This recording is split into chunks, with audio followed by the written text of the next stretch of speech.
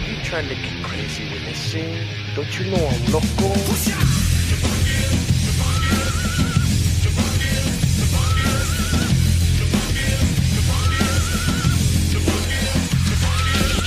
People need to understand, like, in the late 80s, New York graffiti had, like, plateaued.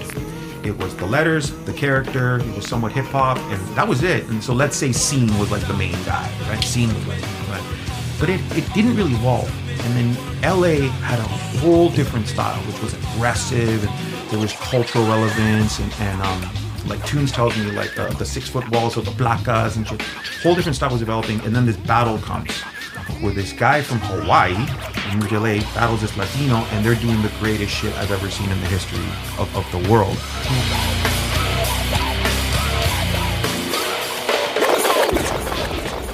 What's happening, everybody? It's Bobby Ruiz, a.k.a. Bobby Tribal, and once again, it's time for that Lower Left podcast. You know it is. Oh, damn. Yes, We're right here at is. 17th and Island in beautiful downtown San Diego, and today, Johnny B. Good's out sick. He just works. I wish too you hard. well, Johnny. I wish you well. We hope he gets better. It's the grind flu. I'm sure he's at home sweating in bed. Yeah, he's got to put the Vicks on his feet and then put his socks on. You know what I mean? I know that one. Onions. Today, my man DJ Artistic was kind enough to come in and help out and co-host, and he's always a great pleasure to have as a co-host. Well, it's great to be next to Bobby Tribal, the legend. Stop it. And I've been hearing a lot about this guy Duro, so I'm here to learn. Yeah. I try my best. And it's finally getting a little cool. Art's got like a sweatshirt on. I'm wearing like except for Duro's. And then the Canadians in a tank top. Yeah. This dude's he acts like it's in the middle of summer. I'm Canadian because he's used to like the snow, and it's probably it's snowing right now in Toronto, which is very embarrassing. Yeah. And before we go any further, we're here with and it's great to have this dude in the building. He's been a great friend of mine for about 2007. 15, yeah. Wow, that was pretty much hit it right on the nose. I would say 15 years, 2007. That's right there. We met in Toronto, Canada. He's from Toronto. He's a worldwide recognized graffiti great, and he's got a whole new, I don't know if it's a hobby, passion. I don't even know what to call it. Yeah. It's pretty amazing what happened during COVID, Duro The Third, El Tercero. El Tercero. Why the third? I'll tell you the full story. So in Chileno culture, there's Eres chileño, entonces. Chileno, por supuesto. Yeah. Chileno. It's not chileño? No, that's weird. That's some type of food. I don't know what's going on there. It's chileno. Chileno, yeah. Oh, wow. Who said that? Who said chilengo? I just said that. I thought it sounds Mexican. It sounded like chileño. Chileno. Like a chili relleno? No? Chili relleno. So what'd you say? How do you say it? So my name's Arturo. Chileno? So, mine too. Chileno, yeah. Your name's Arturo? Yeah. Let's see, that's big up. Right? Yeah. The third. The third. It is. There you go. Damn. So, that actually ties into this is that there's a nursery rhyme in Chileno culture called Arturo caga dando caga duro. So my whole life growing up, people would make fun of me, whatever. Then they called me R2D2, avocado, or artichoke, whatever, right? They couldn't see my name. Arturito was the number one. R2D2. And then I started writing graffiti in 89, and I was the Spanish Knight. I would write the Spanish Knight, but that was a long fucking tag, so you're probably going to get caught, right? I remember doing that. And then in 93... Took you like 45 minutes to bust a tag? 100%, yeah. And then my dad said, soy el duro. And I was like, oh, I like Arturo el Duro. And then this kind of ties into hip-hop. I met Crazy Legs at this thing called the Milk Festival. Uh-huh. And then I had a big thing that said El Duro, right? And he's like, El Duro. He's like, there's a Duro in New York and another one in France. And then I go, I guess I'm Duro the Third. I kind of said that as a joke. And then I was like, oh, I like that. Because I pictured a white guy saying like, Duro the Third. Like I like that shit. Like some old pissed off, hierarchy type, monarchy type of guy. Yeah. So I was like, I like this. And it kind of tied into the Spanish Knight thing. I had a knight character. So I was like, okay, well, Crazy Legs, whatever. And then I go home and then my dad goes, well, my middle name's Arturo and my dad's middle name was Arturo. You actually are Arturo the Third. At that exact same time, I started doing 3D letters because of Ernie, which you obviously know because that's my man. Shout out Ernie and shout out Crazy Legs. Crazy, there you go, right? That's so I was the first guy to do 3D, so it kind of all mixed into that, and then it just kind of exploded. You know what I'm saying? Yeah. And then now it's like the third. Yeah. And also, in graffiti, you have to pay respects to your elders. So I became friends with Duro One later on. and he liked that I actually and respected that. Duro's kind of a sick name too, because it basically translates to hard. Hard, yeah. And I never, but 99% of people don't speak Spanish. They don't like Duro. It sounds. What is wrong with those people? They don't. I don't. It's crazy how many people don't speak Spanish, because that's my first language. In Toronto, if you're Spanish, you speak it. If you don't speak it, you might get beat up because there's something cool you say to people, to girls, to pick up girls. Yo, I'm half Spanish. You know what I'm saying? Whatever. And then people will test you, and if you don't speak it, you kind of get called out. In Canada, do they say Spanish, Latino, Hispanic, or what? That's a good question. Who are we in Latinx in Canada? Oh God, don't even get me started on that shit. Yeah, don't. We're just gonna leave I was going to bring that up, actually. Can we take that and leave it outside? I wish it would. So that's a really good question. I would say everyone says they're Latino or Hispanic in Toronto and across Canada, Montreal, Vancouver, whatever. But there is differences. So some people have their originations from Spain, other people Mexican, other people whatever. Yeah, like here. Even I don't know the full on difference on like Hispanic is what exactly, like, if you want to educate me. It's a way of lumping people together. People just that have some Latin roots, Latin heritage. I don't use the word Hispanic to identify with. I use Latino, but I'm a Chicano. Yeah. So I'm primarily Chicano, Mexican American. Yes. Before I'm a Latino, I identify with my group, and I don't think, but realistically, you know, Asians were all grouped together. You could be Chinese, you could be Japanese, you could be Korean, Taiwanese, you can be whatever, Korean.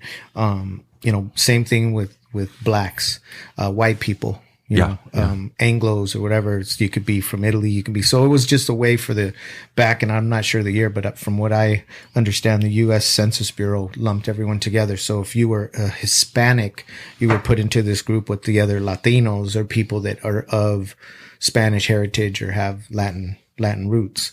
I feel that if somebody identifies themselves as purely Hispanic, it's pretty much denying your real cultural roots.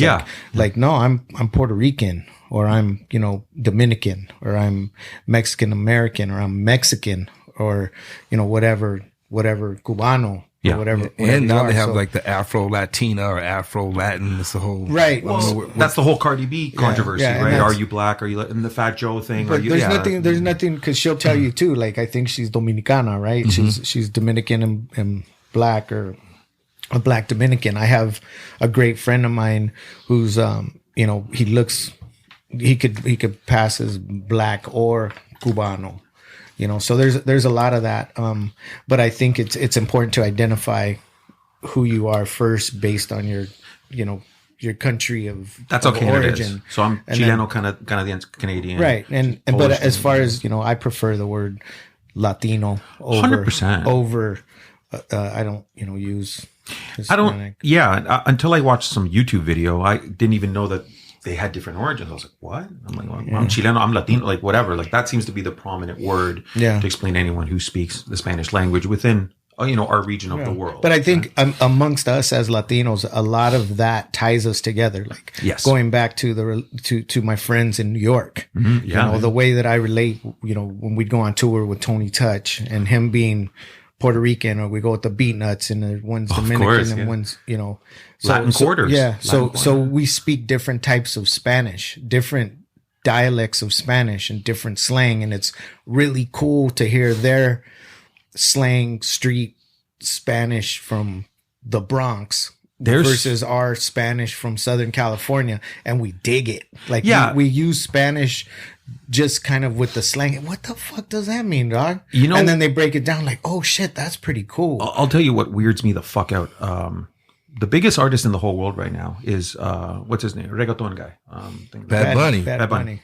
I don't know one fucking word that guy said. I literally, and I'm like, and I speak perfect Spanish. And I'm like, what? ¿Qué está diciendo? I'm dead serious. Yeah. The Boricua, like, but he's island Boricua. He's like Puerto Rican. Puerto Rican. They have this weird low tone. You know what? There's one song that I heard. I can't tell you. I don't know any of it. There's a song that I heard. Somebody posted it, and it had one of his songs. I'm like, that song sounds pretty cool. And I looked at it, and I go, oh shit, that's that bad. I don't know shit about Bad Bunny. That's Bad Bunny. Yeah. TT. But honestly, it sounded really cool. And then I went and I tried to look for the song, and I couldn't find it. But I heard a bunch of other stuff. But I can't say that I can't say I don't know much about it. I think it's the cadence. I think nowadays people, even in rap now, the triple cadence, the Migos sound, all that shit. It's like with Latin, it's like, it doesn't even matter if it's Spanish or not. It's a certain way he's saying it. You know what I'm saying? And selling the whole. It's like in hip hop a flow. 100%. And a lot of what people call reggaeton is Latin trap. That's what they're not getting. Daddy Yankee, that was reggaeton. That was 20 years ago. Things have evolved, right? And Tony Touch was doing a lot of reggaeton. That's right. He was. And he was Tony Toga. Yeah, he's the man. I remember him in all the old tribal bands. That was amazing.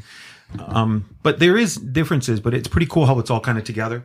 And when you look at like Canelo, he's like, he has freckles and whatever, but he's Latino. Yeah, I have cousins that look like that. One of my tias you see what I mean? That. You get red hair and freckles and all that kind of We're stuff. the most accepting culture, you know what I mean, by what you look like. Because if you're looking, you're down, that's it. Like, they don't care what color or whatever you are.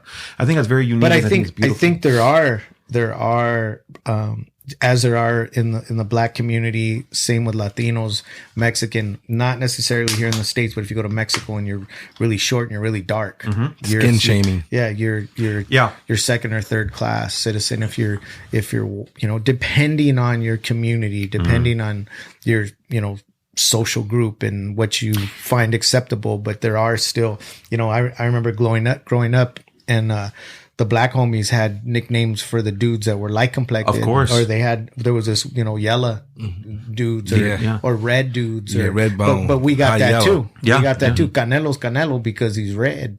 You know what I mean? And there's, the homies, there's negro and there's güero and there's chato and there's all these different looks, and it's based on that. But, but at the end of the day, it's a beautiful thing. For sure. You know what I mean? Sure. And why is that guy that way? It's because his roots came from this or that, or, his grandmother came straight from Spain or came straight from wherever or whatever. But let's talk about you. Okay, sure. You know what I mean? Whatever. So you we want. got to the third. Yes. We know That's why how I got you're my Duro name, the Third. We know you're Arturo. Jose Arturo Parada. Arturo Duro. Yeah. He's Arturo too. Yeah, it's artistic. So a Latino in I like to call it Canada. Yeah, sure. but not no disrespect in any way, because the times that I've been to Canada, I've had a blast. I love Canada. Canada's really cool. I've only been to Toronto, and that's where I met you. Yeah. I was out there with our great friends Mike Giant, Of course. OG Abel. Yeah. And I think Brisk was out there with us. I think so. He reminds me of that. Yeah. Yeah. So, a meeting of styles or something. Yeah. It was something that Hannah did. It was Yana, this big alleyway, Yeah. which had been vandalized since '93. Yeah. And then we did the most epic mural, which is still there. Right. All the other ones shit. are covered. That one's still there. Beautiful. And I got to give respect to Abel because he kind of created the first viral mural in Canada. I would say you and him. Well, the thing is, he did the word Toronto. Yeah. I'm like, why are you doing the word Toronto? He goes, I love your city. I'm like, Yeah. okay. No, we did. But then people were, took pictures with yeah, we were amazed. Like, honestly, and that was, what did we say, 15 years ago? Yeah. Is when I 2007. went out there I didn't know what to expect. But I was, really pleasantly surprised by not just how kind and just the people were amazing. The city was super hip. It kind of reminded me at that time of a blend between like Seattle, a little bit of San Francisco. It was cool. It was hip. And then the other city I went to just recently with a friend of mine, Franco Vescovi, we went to a tattoo convention. I don't know, this was still several years ago. Montreal. Beautiful It was city. off the hook. Old Montreal felt like I was in Paris. It's like 400 years old. It felt like I was in Europe, especially the areas with the cobblestone streets. Yep.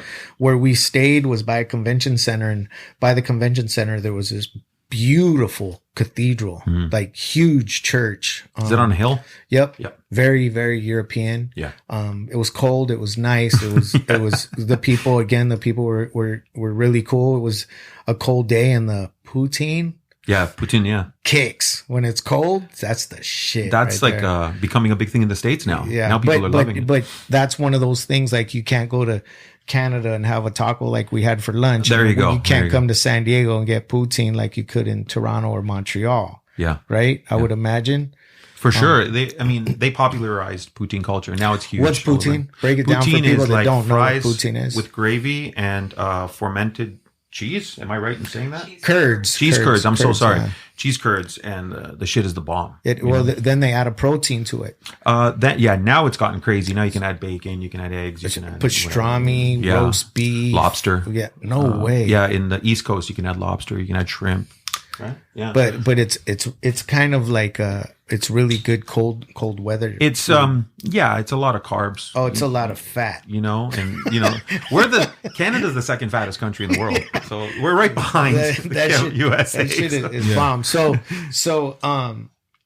you were born in Toronto? Yeah, I was born in Toronto. How did your family make it to Toronto? Well, my dad is lucky to be alive. My dad was the financial treasurer of Chile. My dad knew Castro. My dad worked for the prime minister, like Salvador Allende, and everything was fine. But Chile was socialist, and the States had just gone through everything with Cuba.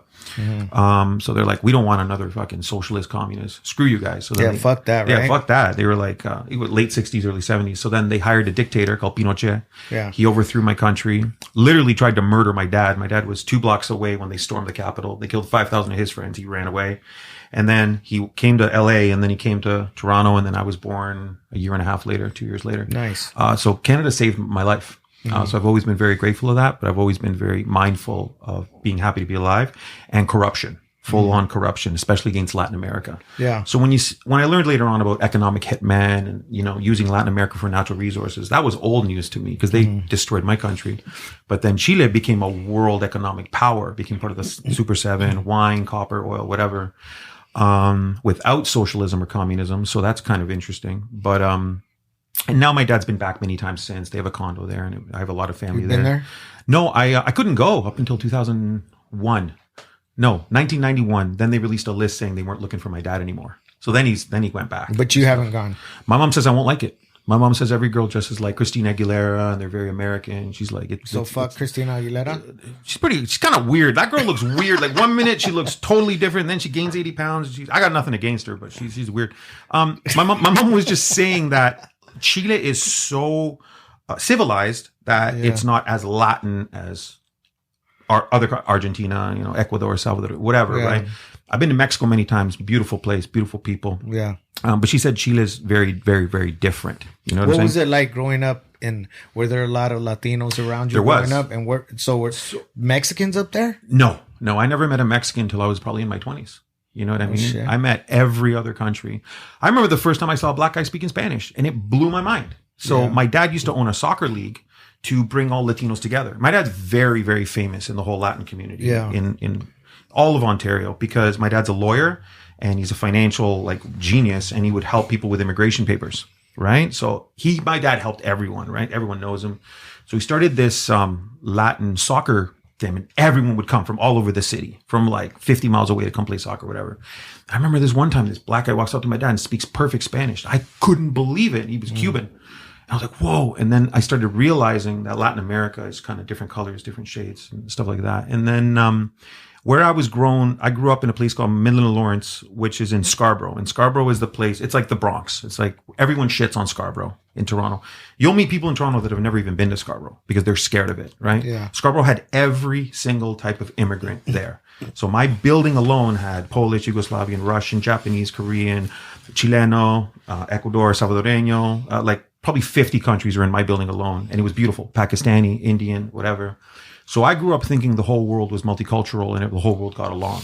I didn't understand that there was racist parts of the world, that there was class system. I had no idea because everyone was just cool, right? Now Scarborough's cool because of The Weeknd, Jim Carrey, Mike Myers. A lot of famous people come from Scarborough now. Drake hangs out in Scarborough. All of his thug friends. You already know what question's coming, right? 100%, yeah. So we'll get to that later. It's a question. Right. And it's not on my list, is it? So it should be. I love the way I grew up. I grew up in a United Nations type of deal. Yeah, me too. I think we did here too, right? Well, I think the best people in the world grow up in different cultures around them, and they absorb different ideas and stuff like that. And it's actually shocking how many people spent a lot of time in Toronto. Elon Musk, Tom Cruise, a lot of very, very, Keanu Reeves, a lot of very, very, very famous people come from Southern Ontario. It's pretty crazy. And I think they're allowed to creatively be themselves, but then to take it to the next level, you got to come to the States. So is Ontario a state? Yeah. Yeah, Ontario's a province. Yeah. Thanks. I wish I should have a little belt. So a province in Canada is same like as a state. in the United 100%. States. Yeah. Okay. We're massive. I didn't know that. So Ontario, speaking on like a worldwide, like, mineral manner, whatever, we have 25% of the world's fresh water. So we have the greatest fishing in the world and a lot of the best hunting in the world. So Americans love going to Ontario. I'm down. There's like, if you're a rich American that lives in like the tri-state area, you have a helicopter and you have a place in Ontario. What if you're just kind of like a middle of the road Chicano? Well, then you stay with me and you stay downtown and we hang out. You go to Scarborough. Do you know You go to places- Scarborough. do you have any homies that have ranches up there or anything? Yes, we do. That we could go hunting on? My manager definitely. 100%. Do you really? Yeah, she has cottages. Is it okay to talk? Yeah. Yeah. 4 hours north of Toronto. It's just crown land, Yeah. a lot of it, which means that the Queen's, or I guess the King now owns it. Yeah, that's a weird thing to But, say. It's all, they were trying to increase immigration to Canada in the 50s and 60s, right after World War II. Yeah. So they offered countries like Poland, where my grandparents come from, free land if they'll farm it. But it turns out the land there is pretty shit because it's all rocks and hills and all that. So they turned it into what we call cottage country. So But you could hunt up there? The best hunting in the world. Well, that's a heavy statement. Ask Brock Lesnar. He moved to Alberta, Yeah. which is like on the left side. Do you have his number? No, he's a hard guy to get a hold of. We'll send him a DM. Since we've been here, we've met 3 Americans that are hunting, and they all like, oh, Canada. You know what? One of my cousins hunts up there, and he hunts with natives. Yes, a lot of native reserves. He up there, says, and they can do whatever the fuck they want. 100%. He says he feels almost ridiculous sometimes the shit that they do because these guys have like, it's almost lawless. Yeah. Like they're treated so well, and they have their own whatever the courts. fuck they want. They have their own courts. Yeah. Yeah, they do whatever they want. He says, if you're with me, don't worry about it. And so, but one thing he did say, it's as cold as fuck. Yes. Hella cold. He goes, if we go up there, you got to prepare because it's super, super There's cold. a theory about people that work harder when there's bad weather. You know, they don't have a choice. So we're the same as New York by 1 degree. You know what I'm saying? So everyone here is like, man, Duro's so hyper, he's so this. And then Cartoon's like, yeah, he's East Coast. They don't stop. You know what I'm saying? Yeah. Because here it's beautiful. It's nice. We can hang out. I'm painting a mural. We're chilling out. We're going to do some silk screening. In Canada, it's like you got 4 months to really get busy, and then you got this state. Better hurry the fuck You better up. fucking Absolutely, hurry up. You man. better Out get here, busy. we can take our time because we have it. And we have it all year. I think the older I get to, the more I start realizing the massive differences between New York City and Los Angeles. Speaking on a social thing, like I've been in New York many times, and New York's very aggressive. You know, I call it the shoulder shrug. Like, what you talking about? Like they're very aggressive. Absolutely. Right? And then here it's like, hey, what's up, homie? Like everyone's laid back and chill. And we were at the Born and Raised shoot. Everyone's hey, homie, how you? It's just in South Central. Not one person has attitude. Everyone's chill. You know, and I'm like, this is not what the media promotes. Because everyone here is very nice, right? Yeah. And then New York is a Not great everybody. place. Art sometimes has his days. Yeah. It depends, He man. walks You know in what I there mean? sometimes. and But you it's can't- What? Who won it? Well, there it is. See? But it's very weather based. Yeah. But there are switches. You know, like, and it can happen real quick. Absolutely. Because there's everybody's cool and laid back and chill until the wrong shit pops off or something goes down, and all of a sudden it's like everybody just like, oh, okay, Yeah. Now And now we gotta go here or do that. And within a block, it can be really nice. 1 block over, it's like third world country. I didn't know this, but you know, I'm here hanging out with big dogs, and I'm learning about the lowrider culture. I didn't know 20 years ago it was bad. Like, it was associated with a lot of activity. Now it's coming out. It's better. People are older. People are more chill. I had no idea there was bad connotation and stuff like that. Right. So you're right. Yeah. There is different levels of social violence, social content, different cultures, different history. So fast forward high school in Canada. What was that like for you? What was your my first high school? Because I think for a lot of people, those are the most formative years. 100%. That's where you really kind of start figuring out a lot of shit. Who you are socially, culturally, things like that. So I'll go earlier than that. Grade 7, I failed grade 7. They thought I had a learning disability. I failed art in grade 7. Told them. You couldn't stand the lines or what? So what happened was I was taking too long to work on my projects. Yes. My mom went in, fucking railed them out, whatever. I went to another school. I got 75 and everything. So I really wasn't in the right environment, right? Then I went to this high school called David and Mary Thompson. And I was failing everything because I was all about girls, everything. I was impressing girls, writing poetry, painting murals. Everything was all about girls. Fail. And then in grade 9 and 10, I was sucking. But I was popular, but I was sucking. And then in grade 11, I'm like, I got to change my life. I'm in a fork in the road. You know what grade? I'm saying? Grade 11. So my third year in high school. So I went to an art school and my life changed forever. All the teachers knew me. All the teachers were hippie. They allowed me to do graffiti. They got me on computers. And then they actually got me to paint the school. Then they got me jobs painting other schools. Then I got into the newspaper. Then I got on the radio. My life, Duro The Third. So you discovered graffiti in the 11th grade? No, 89. 89, I started doing New York style graffiti. In what grade were you in? Grade 7. So who was inspiring you then? All New York. And then a little bit of LA. LA was just starting to come out. Yeah, there wasn't much. And then something seismic happened. And I've told this to Slick to his face. I said, when you battled Hex, that changed my life forever. Like it rocked me because people need to understand, like in the late 80s, New York graffiti had plateaued. It was the letters, the character, it was somewhat hip hop, and that was it. And so let's say Scene was like the main guy, right? Scene was like, that. But it didn't really evolve. And then LA had a whole different style, which was aggressive, and there was cultural relevance, and like Tunes tells me, the 6 foot walls of the placas and shit. Whole different style was developing. And then this battle comes where this guy from Hawaii who moves to LA battles this Latino, and they're doing the greatest shit I've ever seen in the history of the world. I've watched that 350 times. I have that thing memorized to the second. I'm not hip. It's a documentary? It was a battle. Okay. What was it, Belmont Tunnels? It was called? I gotta learn about that one. I don't man. know.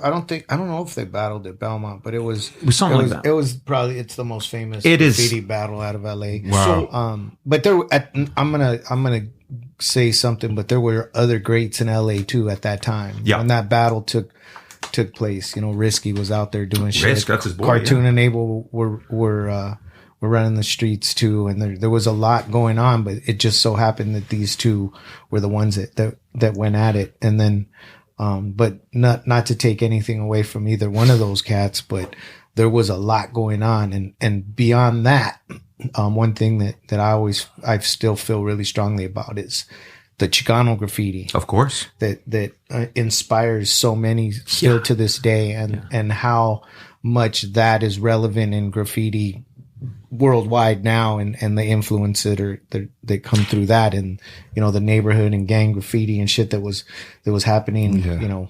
Because now you can have a kid in middle school with an old English shirt with old English fonts on it. Like before, you couldn't wear that if you weren't like affiliated or down. Yeah. Now you could just rock that. I didn't know where that came from. Cartoon explained that to me, because the newspaper headline fonts. So that was symbolic of like, this is a headline. This is Los Angeles Times.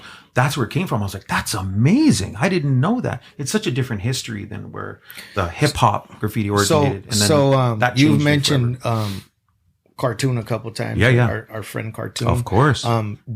You've become good friends with him. You've worked on several projects with him. I've seen you're working on some projects with him now. Yeah. Your big connection within the past couple years, maybe, I don't know how many years, but is the whole BMX thing. Yeah. So I just opened a can of worms. Yeah. So hold on. It's pretty crazy. Yeah. Yeah. Life is like this. Yeah. So you went, not to fuck, dude, I don't know if we're moving too fast, but I can go through the whole history. The whole graffiti thing. All right, let's do that then. Okay, so you went from graffiti. You're like that guy in Toronto. Yeah. And let's get this out of the way. Yeah. Have you met Drake? I've seen him 3 times. I've seen him on Queen Street. I've seen him in a nightclub. I was told not to take pictures of him, and I told the promoter to fuck off. And then I've seen him drive by in his Maybach. But did he see you? No, lot of that would be, he could put that on like he knows you. You know what? I'm going to talk about Drake for a second. Because as far as like a lot of people are concerned, you're right there.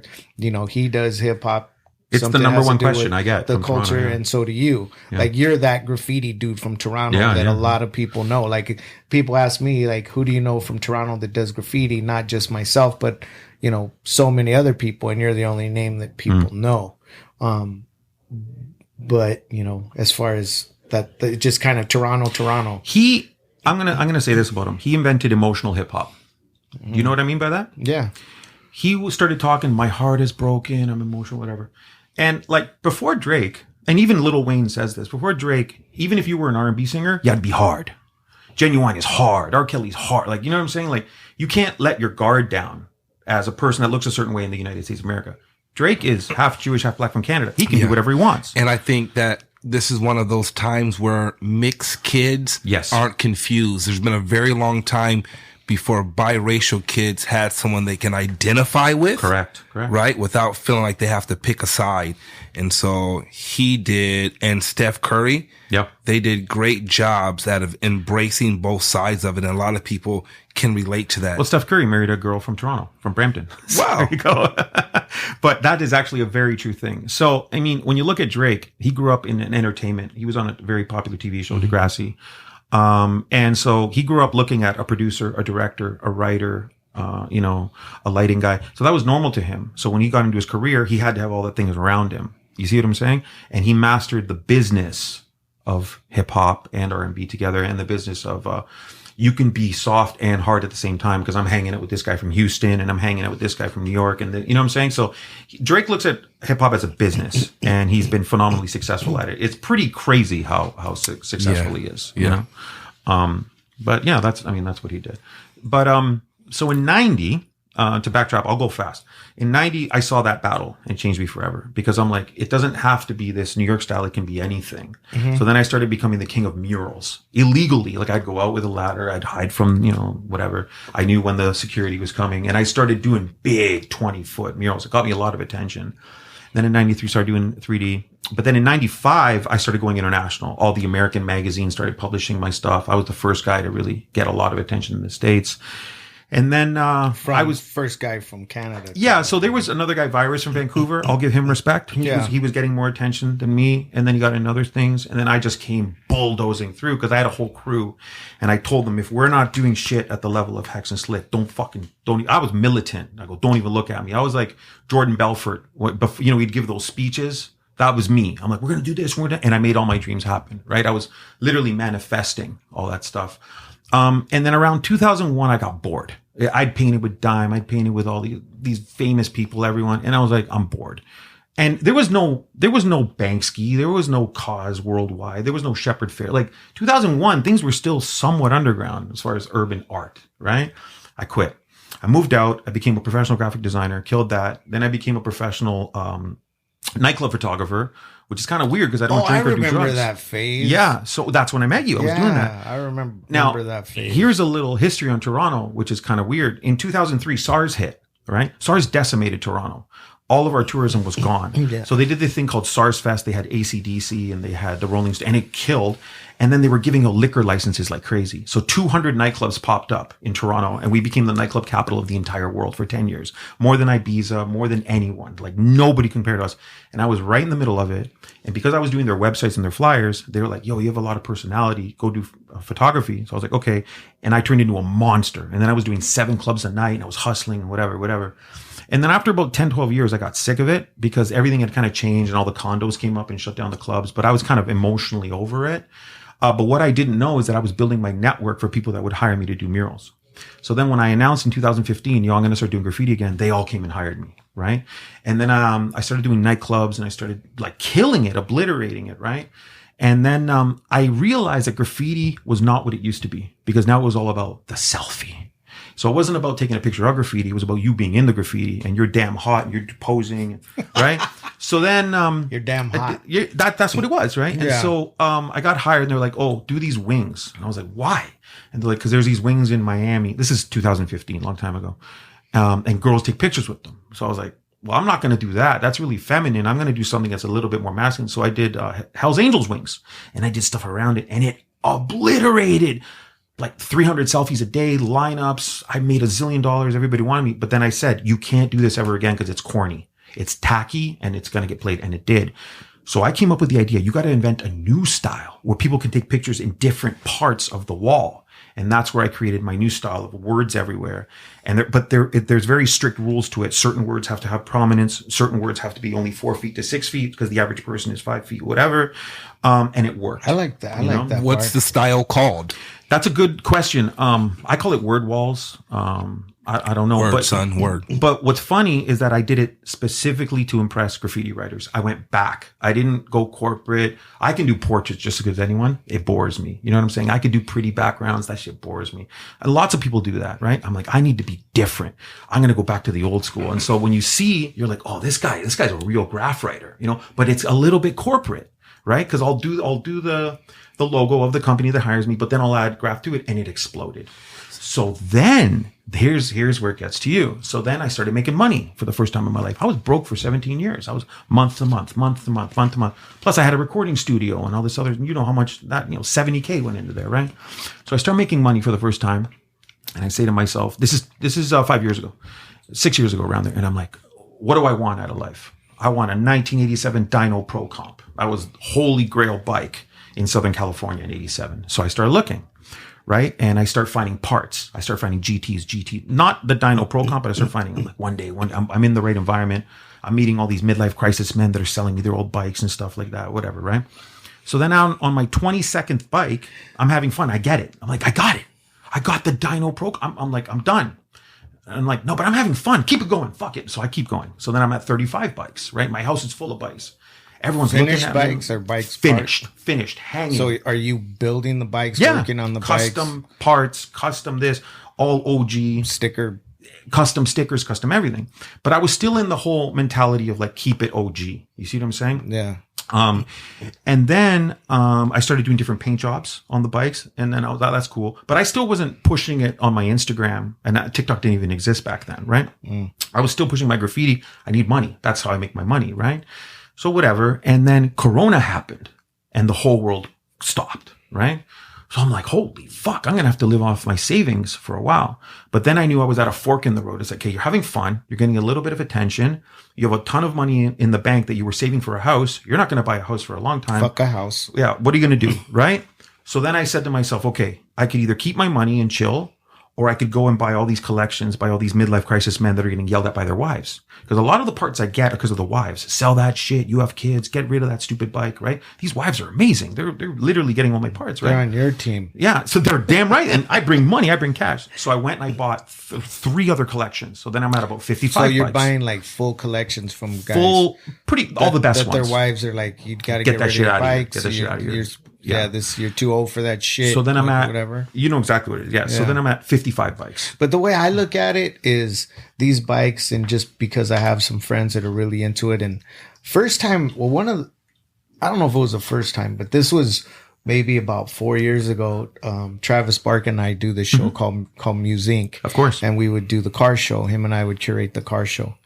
So we're talking about the show and we want to do something different. And, should we do trucks, add more trucks, vans, Cadillacs, whatever. And he told me, he goes, hey, the whole BMX bike, I have this friend, he's in the Valley, he has a real famous shop out in the Valley somewhere. And I know he's got exactly what he's this talking crazy bike collection. Yep. And he goes, I got some bikes too. And I'm like, BMX bikes? Cause honestly, I don't know shit about BMX bikes. That wasn't my thing or my phase. I knew I'd see them on the street and I'd see, people that were into it, but, I didn't know anything about it. And then, Travis is one of those dudes that sometimes he pays attention and he's sometimes like a step ahead. Mm-hmm. And, he was already hip to it. He was fucking 100% in. And then after that, I started paying more attention and I started seeing a lot of the local dudes getting into it. Mm-hmm. People like Cartoon were getting into it. Haro GT. Yeah. Dom from Brooklyn Projects was way into it. There's a lot of people that were way into it. And I just kind of watched from the sideline and I could appreciate it because the way I'm looking at it is a lot of these dudes are building these classic bikes, which a lot of them are completely 100% classic. Mm-hmm. They're old parts, and I have an appreciation for old parts and things that are old because I'm an old car guy. Yeah. Not that I'm old; the cars are old. Yeah.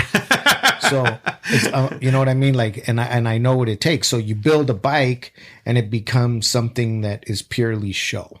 Yes. It's you hang it from the ceiling, you put it on, lean it up against the wall. It becomes a showpiece rather than a piece that you're going to ride on. But a lot of these dudes, you see them out cruising their bikes, and they'll have different wheels and tires for riding them, or, a different setup for if they're actually going to go ride it. And then they go home. If they're going to show it for a while, they change their wheels and tires and things like that. So it's kind of like not a model car, but it's an art piece.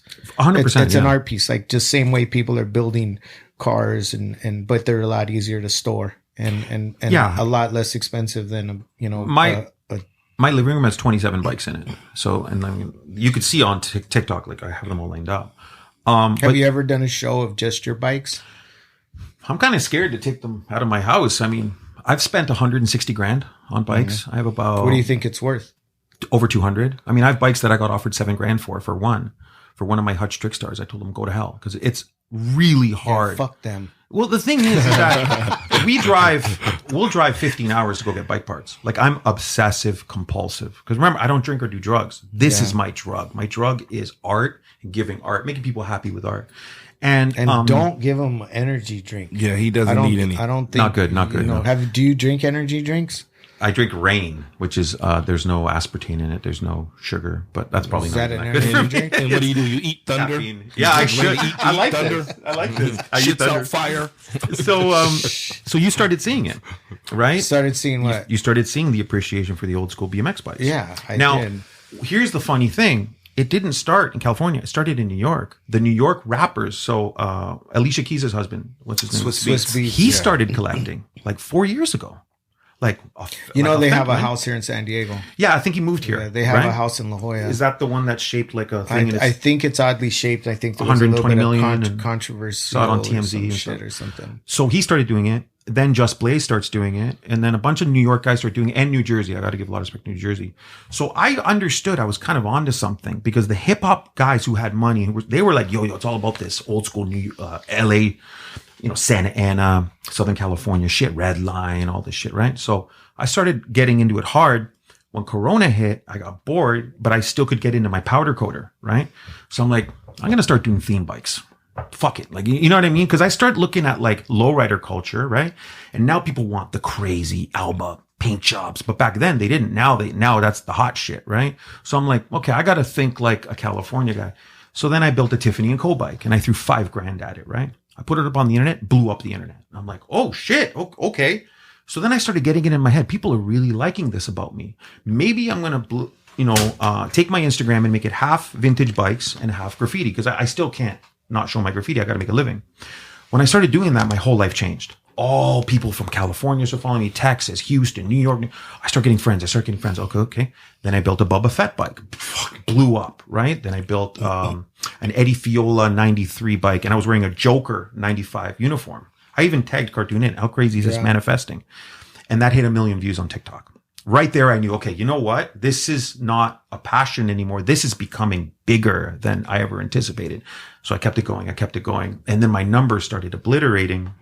And then all these people started paying me. Who else does it like you do? Like who else is designing bikes and really my level, really putting like this artistic touch on that BMX thing? Because most people I would imagine are trying to keep it as OG as possible, like just all original. But you're flipping it. No, I'm doing psycho shit. Like I'm mixing mid school with old school, $1,000 paint jobs, custom made parts. Mid-school wheels. I like that because then I mean it's kind of like the same way that I look at car cultures. If people keep doing the same shit, it becomes stagnant and boring. Yeah, and so it's like a uniform that you see over and over. 100%. So if you're flipping it and you're adding, mixing old with a little newer, and then brand new shit and changing the colors and changing.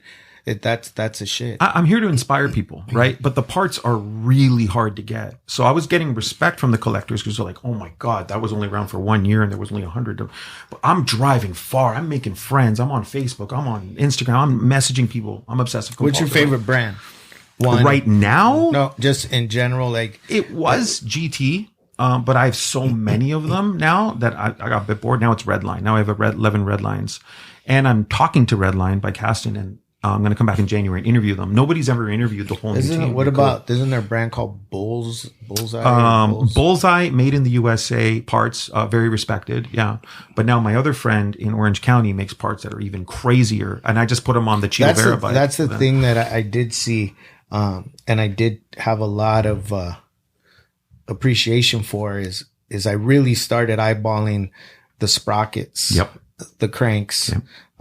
The details on the bikes that these guys were bringing by us. And like, what, and I started thinking like, what's the big deal about this bike? And then I started, because when I was a kid, I think I told you we used to build lowrider bikes. But had to be Schwinn's. 100%. And that's all we rode around on was Stingrays, and we would take them apart and put them back together. And I know how, what all the parts are and what they look like and what Schwinn parts look like to this day on Stingrays. Yep. But as far as BMX bike, I don't know. So I started looking at how sick the machining is and the materials and the aluminum and then how the sprockets are, the detail and the way they're cut out and just everything that looks just so well made and machined. And it's nothing that a child's going to make. Like these are some precision. The welding is and the precision machinists and designers and people that are like serious about these fucking bikes. Pretty much 87 and 85 to 87 is the golden years of vintage BMX bike. The movie Rad came out. Oh man, I was going to ask you before the interview if you saw Rad. I love that movie. Were you Rad, Art? I was totally Rad. So I was radical, dude. I've spoken to Eddie Fiola, and he's such a nice guy, and he welds to this day, and he still rides, right? So the movie is based on Eddie Fiola's life, and he's the main stuntman in the whole film.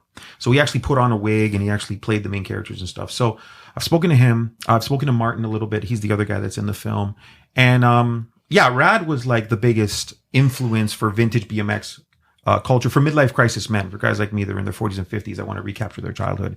Now it's bigger than it's ever been. Redline just reissued the RL22s. I already grabbed one for 19 and I'm getting offers for 35 for it. Just to show you, because it's made in the USA, same paint, same color. So now they're kind of realizing it. 35. 3,500. Yeah. Oh, I was going to say 35. What about Mongoose? Sorry, you got Mongoose? Mongoose just re-released a bunch of bikes too from the movie Rad and from ET. So which I don't know if and Kuwahara. I don't know if this is a personal question. No, good. How much is your most valuable bike worth? $7,000. $7,000. 86 Hutch Trickstar, all OG parts. I painted it pink. So it depends on who wants it. It could be worth more, right? What you're touching on is something that Corona went really crazy.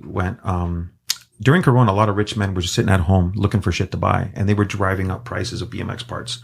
Insane. So I built this thing called a GT frame extender, which is a replica of the real frame extender. I paid $375 from San Diego, oddly enough, US. Now they go for $1,000, right? But it was rich guys driving it up. Now it's gone back to like 700 and stuff. But Corona was really bad for BMX because so many goofballs that, I want this on my wall. But there's no passion behind it. They're just braggadocious guys, Come to think of it, that's when the people that I know got really into it.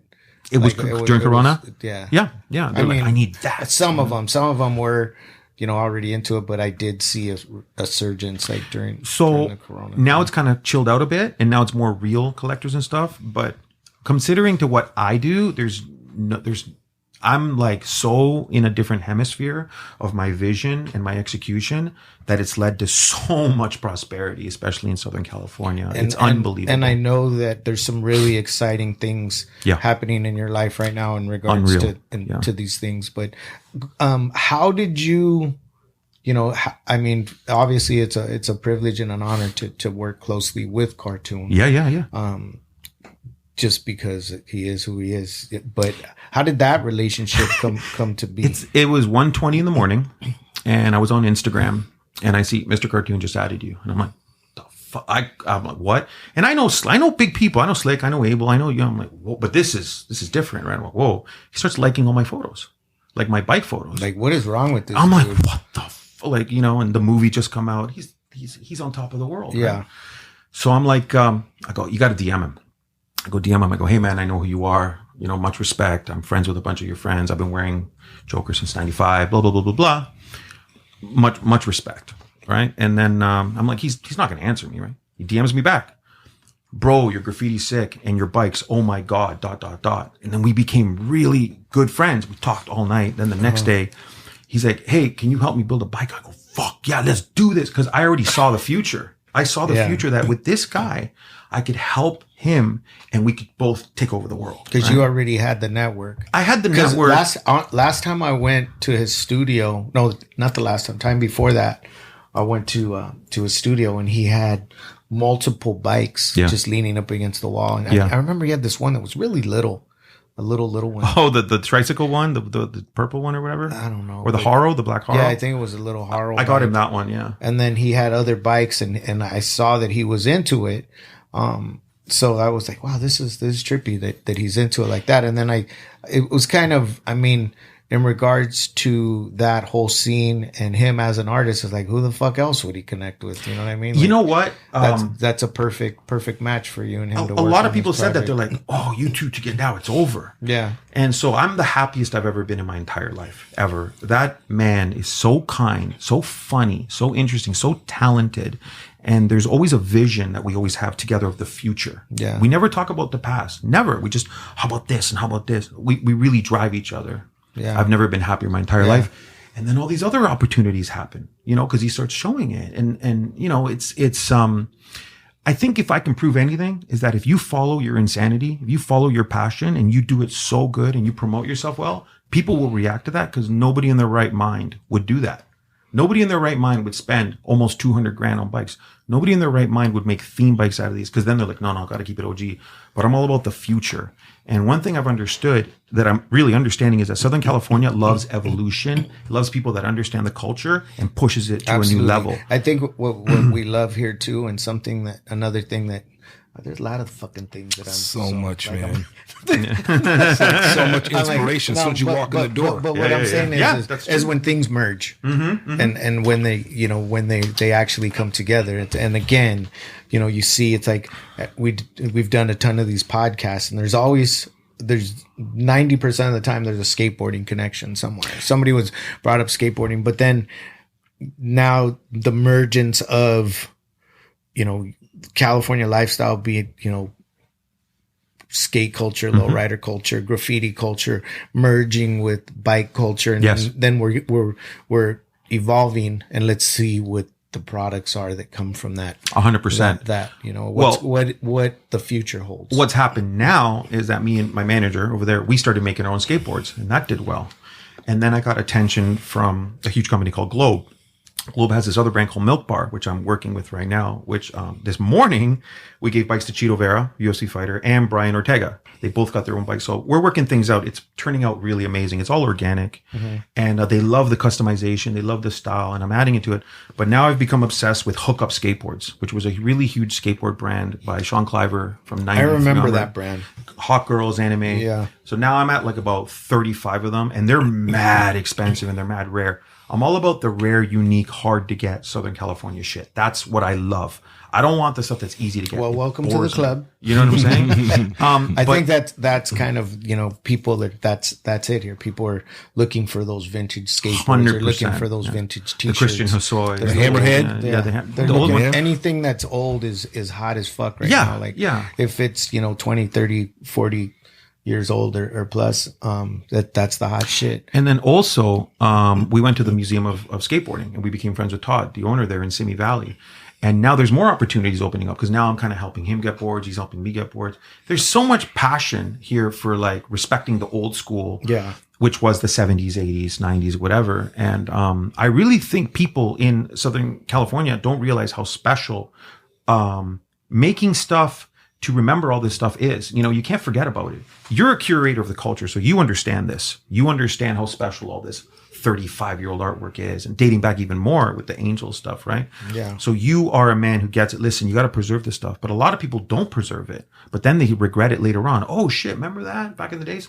But there is a BMX Hall of Fame. There is a skateboarding Hall of Fame. There is a to preserve it and to share it. I think 100%, is important too. And sharing is educating people. Yeah, and you know, when people see certain Latin inspired things, they don't know where it comes from. I think that's sad. You should know where it comes from. You know what I'm saying? You should know Los Angeles, East LA. You should know Chicano Park. You should know this. You should know this singer. You should know all this stuff. I just saw a documentary. I didn't know about this, about the native influence on rock and roll. It's a fantastic. It's called Rumble. Yeah. It's amazing. I was blown away. I didn't know Jimi Hendrix and all these other guys and guys from the 20s. Now I always love Native culture, but now I have even more respect for Native culture because the drums were there, and then later on it gets into dance music. So, education is very important, right? And understanding where things come from. I think if a lot more people understood that, that'd be good. But you know what? With all these amazing documentaries coming out, it's right. I have hope. So you're inspired obviously by the streets and what you loved growing up and the things you discovered over the past, 10, 20 years. Yeah. But who are your inspirations? Who were your first inspirations? You could even go beyond that, like for just who inspires you, obviously in graffiti, the art community, maybe the first inspirations, and then later on within the past, say 15 years. When I first got into tattooing, Leo Zulueta, that's a big reason why I have a lot of tribal on me. That guy was one of the first like superstars of like the tattoo world. Oh, look, I went here and I discovered this and whatever. Now there's a million famous tattoo artists, right? That was massive for me. Heck Slick, all the New York guys, Giant, who I was here today, had so much fun with them. That was fun. He's so funny. I love to hear you guys just talk shit. Yeah. He's so in his own world and hilarious, and I don't think he realizes how the magnitude of his art. I told him, I go, your DNA is in me. I'm like, I've redrawn your throw ups like thousands of times. He's like, oh, really? And I'm like, yeah, man, this shit you were doing for fun in the 90s to me is massive, right? Yeah. Ernie is massive. Yeah. Wayne, I got him to do a tag for me for a new bike. Tats Crew, those guys. Tats Crew. I miss those guys. They're the best. Good fucking dudes. I've painted their hardcore subway. Dudes. I've had fucking great times. Yeah. Great times with those guys. So Nicer probably has the best stories. Yeah. BG is probably the most street, and Bio is the most suave. You know what I'm saying? Yeah. That's kind of how it is. They're amazing. Yeah. I've seen the street and Bio. Oh yeah. Caballo. Yeah. They're like the coolest guys, but they'll get Bronx on you. Oh, for sure. I remember cruising around in the Bronx in the back of their van, fucking paint and ladders, they got one of those metal cages in the back. So we're talking through the cage like it feels like you're in a prison van or some shit. Wagon. And we're in the Bronx, and the Bronx is this was like the fucked up part of the Bronx, a bunch of abandoned buildings. Yeah. They're parked halfway like crazy in the middle of the street. And I'm like, you guys are just going to park all fucking, and they were just like, no, this is our shit. This is our home. So that was Garrison Avenue? This was a long time ago. This was, I think Esteban and Carl were with me too. Well, we were all rolling out there in Big Lucky. I think it was that trip, and Sue Kwan. But shout out to her. She's an amazing photographer from New York. Nice. If this is a little plug for Sue. If you don't know who Sue Kwan is, you got to get with the program. She's from New York. She's an OG photographer. Beautiful photography. Sue, SUE. KWON. I gotta look her up. She just had a show in Japan in Harajuku. She is, I'm not going to say she slept on, but she's definitely, she knew everybody. She was like Beasties, Wu-Tang. Like she was all up in, she knew all the hitters from out here. Is there a Netflix documentary on her? She's mentioned a lot. Yeah, okay. But, I think I do know who she is. I don't know if she might be a part of a documentary, but great person too, the coolest person. Well, once again, that explains that documentaries are important. Yeah. You know what I mean? And I've been seeing a lot of this guy, you never knew about this guy, you never knew about this person. I'm like, oh, that's amazing. I'm obsessed with education and knowledge. I love learning. I feel if I don't learn something every day, I'm wasting my life. Yeah. So I'll sit there and watch. Even when I'm drawing on my iPad doing work, I'll put on a documentary and be like, oh, I didn't know that. Try to have a different perspective on things. Right. Try to understand where it came from. Whatever it is, movies, songs, culture, fashion, whatever. Who did this guy? Who was that guy? Whatever. How did Supreme start? How did Stussy start? Like I'm always trying to educate myself on like what street culture invented. And how can I add to it? Because I'm part of it. You know what I'm saying? But you got to know how the previous guys rolled in order to roll and then and that's forward. The way that we're hoping that the next generation thinks. Yeah. Like that they give a fuck about the previous generation and the one before that. And where did this come from? For example, I was watching, I'm a big fan of b-boying, and I was watching the Red Bull battles this last weekend from New York. And that Storm, Storm. Of course, from Germany? Yeah, Storm came to visit here a couple of days ago, and we were having this conversation. And, I'm watching some of these B-boys. I'm like, this is cool, but that looks like that dude, like, remind. That dude's dancing, like, but I saw Crumbs, B-Boy Crumbs, like, every other dude had a signature Crumbs move in his. They do the pauses on the ankles. And everything, just, you know, threading and slow-mo and all this shit that Crumbs invented. Like, it's his shit. And they're just, it's all over it. And I'm talking to Storm. I'm going to go, do you see what I see? So exactly. He goes, but we're waiting for the innovative shit. We're waiting for somebody to take that and flip it and take it to another level. And somebody that's explosive, like something that you haven't seen before. Like take that, you know, that base or that foundation and build on it. Because you don't want to see the same shit over and over. That's dope that you could do that, but they were doing that 10 years ago. Yeah, exactly. You know, exactly. So, but there are, not to say there aren't those B-boys out there, but are they getting the shine? Definitely are. There's some shit out there, because then you'd see this one kid, you know, 1 in 10 that would come and be like, what the fuck was that? 10 years ago, just blowing the minds. Remember when St. Elsewhere came out, and then he did the Wiggle Man, and then he became a worldwide famous guy, and then he's in like Heineken commercials and all that. Yeah. And it was just somebody was recording him at it's like 10 years ago, 12 years ago. He was like viral before viral, at a high school competition. And he just came out and just obliterated it. He's like the most liquid guy ever.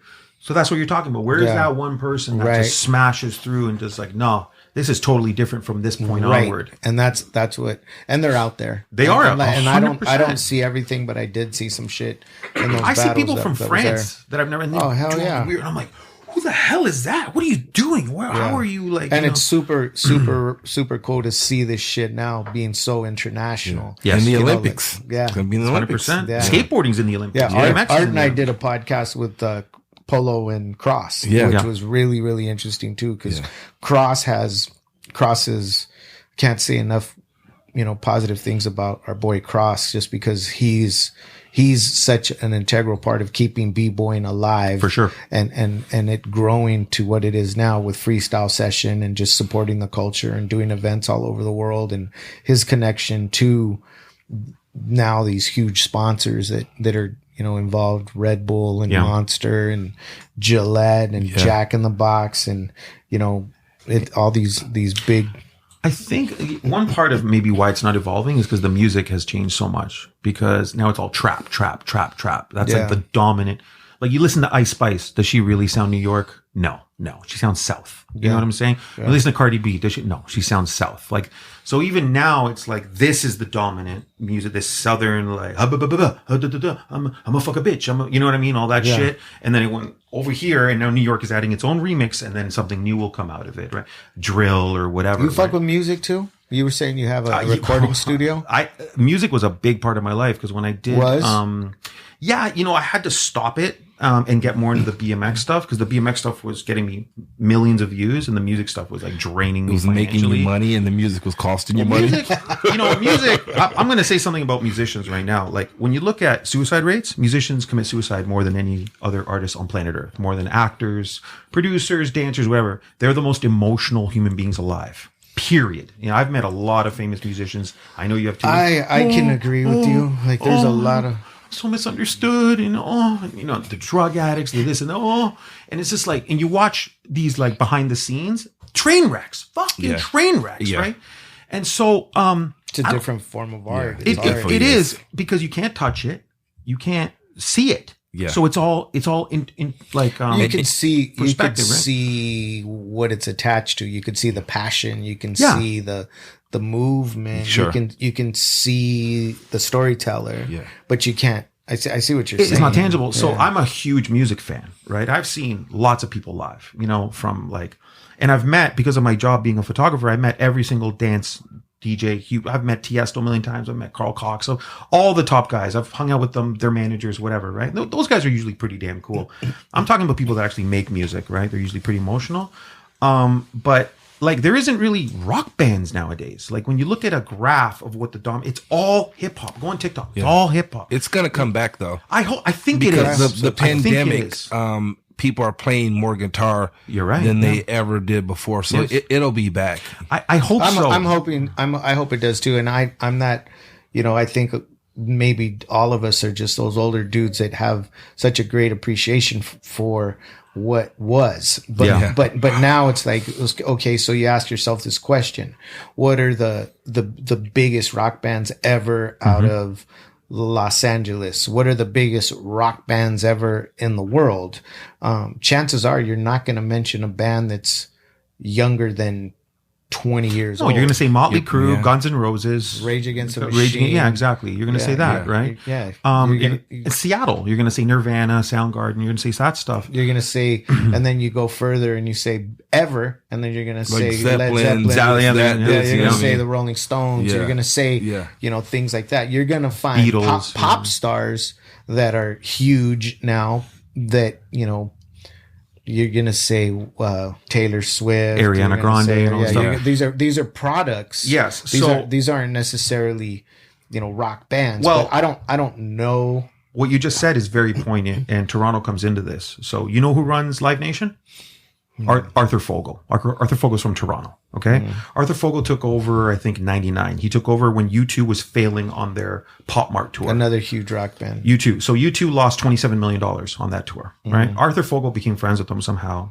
They came to Toronto, they met him, and he goes, let me do something called a 360 deal. You know what I mean? Let me kind of like run your merch, this was revolutionary at the time. So then the next, I think it was the Zoo York tour. It actually made money, or maybe the Zoo York tour did make money. The Pop Mart tour did make money. Whatever. It's in the documentary anyways.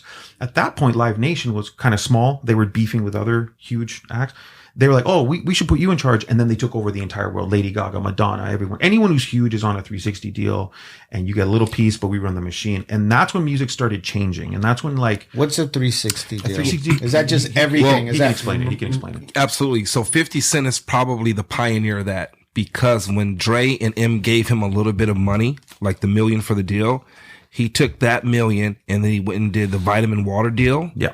He went and did the Reebok deal. He went and did the G-Unit clothing deal.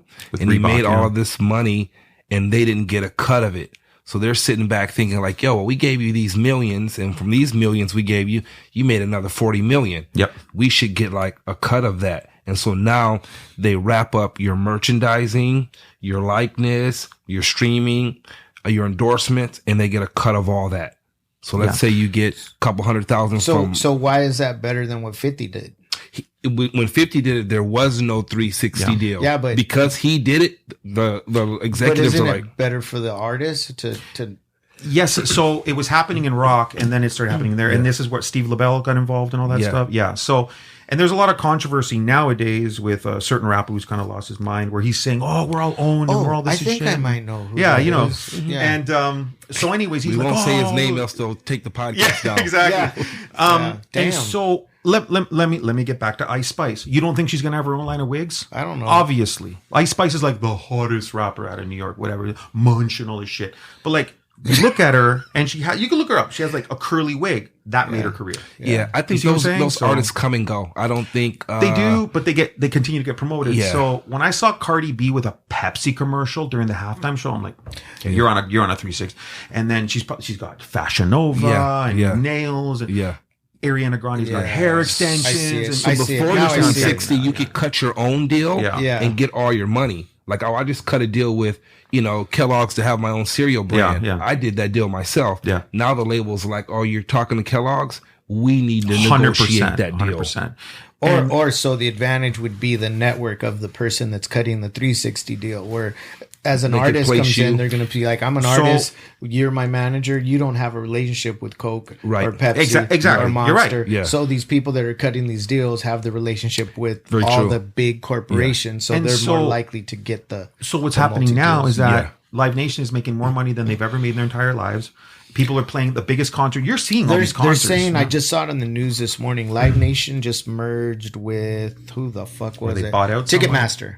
Yeah, so they're going to run all that. They're saying that they could have some sort of a potential monopoly. Yeah, and then the SEC is going to come in and try to break that apart. They're trying to break it up because it's like these people have too much control or too much power in entertainment. So here's my whole point with this whole thing is that when you're on a 360 deal, right?